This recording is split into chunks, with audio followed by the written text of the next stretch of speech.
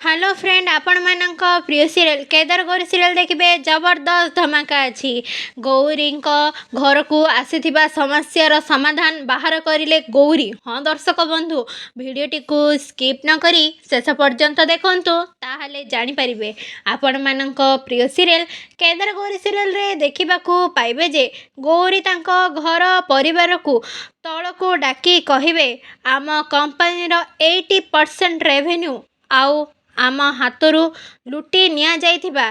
एबे आम हातरे मात्र 20% रेवेन्यू अच्छी आउ